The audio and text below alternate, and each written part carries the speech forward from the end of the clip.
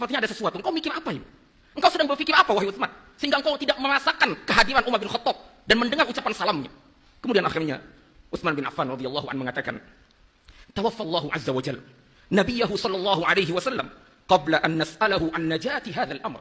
Allah Subhanahu wa taala mewafatkan nabinya sallallahu alaihi wasallam sebelum kita sempat bertanya kepada Nabi Muhammad, apa jalan keselamatan itu?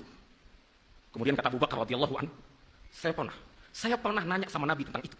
Oh, Utsman begitu dengar Abu Bakar pernah menanyakan hal demikian kepada Nabi Muhammad sallallahu alaihi wasallam, senang, bangkit dia langsung.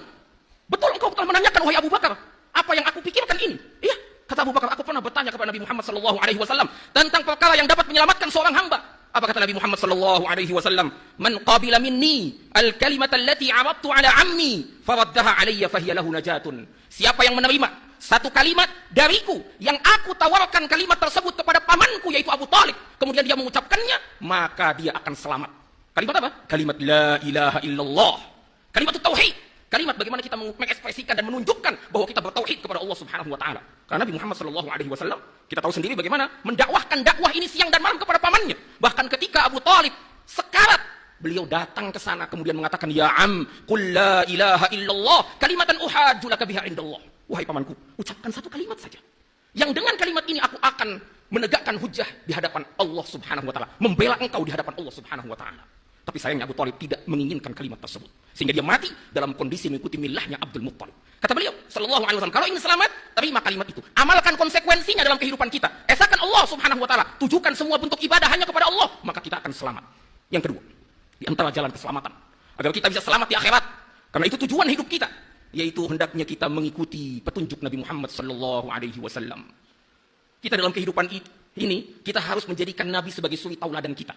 Kita bagaimana mengikuti Nabi. Apa yang Nabi perintahkan, apa yang Nabi larang, kita yang perintahkan kita ikuti, yang dilarang kita jauhi. Semua sunnah beliau, petunjuk beliau, kita harus berusaha mengikutinya dan menjadikan beliau sebagai teladan kita dalam kehidupan ini. Makanya ya Allah Bapak Azzakumullah, Nabi Muhammad sallallahu alaihi wasallam pernah bersabda kepada kita tentang perpecahan umat ini. Di mana Nabi Muhammad sallallahu alaihi wasallam mengatakan, wa taftariqu ummati ala 73 millatan kulluhum fin-nari illa millatan wahidah. Kata Nabi Muhammad sallallahu alaihi wasallam, nanti umatku itu akan berpecah belah menjadi 75 golongan, 73 golongan. Semuanya masuk ke dalam neraka, diancam masuk ke dalam neraka. Yang satu masuk ke dalam surga, selamat dia.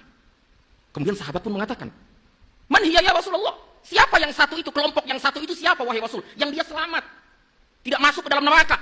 Apa kata Nabi Muhammad sallallahu alaihi wasallam? "Ma ana alaihi wa ashabi." Orang-orang yang mengikuti jalanku dan juga jalan para sahabatku. Sehingga kita bisa dapat ambil kesimpulan bahwa